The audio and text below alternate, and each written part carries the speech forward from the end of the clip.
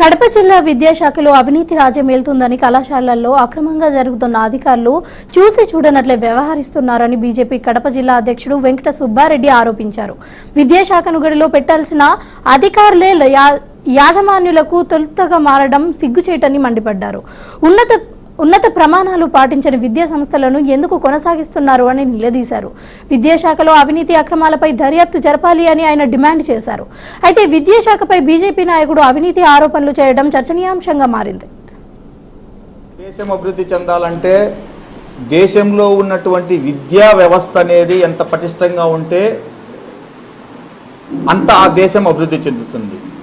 కానీ నేడు విద్యా వ్యవస్థ ఎంతగా అవినీతి పాలవుతోంది, విద్యాలయాలు ఏ విధంగా అవినీతి కూరుకుపోయి ఉన్నాయి అనే విషయం మీద నేడు, ఎందుకంటే విద్యా వ్యవస్థలో ప్రతి ఒక్కరూ మిళితమై ఉన్నటువంటి మీడియా మిత్రులు కావచ్చు, ప్రజానాయకులు కావచ్చు, సామాన్య ప్రజలు కావచ్చు, ఎవరైనా సరే విద్య వైద్యము అనేది ప్రతి ఒక్కరికి అవసరమైనటువంటిది.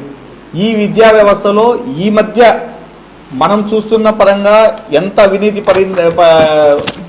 ఏర్పడిందంటే, మామూలుగా విద్యా వ్యవస్థలో దేశ భవిష్యత్తును నాశనం చేసే మానవ వనరులను సృష్టించే భాండాగారాలుగా తయారవుతున్నాయి. ఈ మధ్యకాలంలో దేశ భవిష్యత్తు మామూలుగా యువతను తయారు చేసే అధ్యాపకుల మీద ఆధారపడి ఉంటుంది.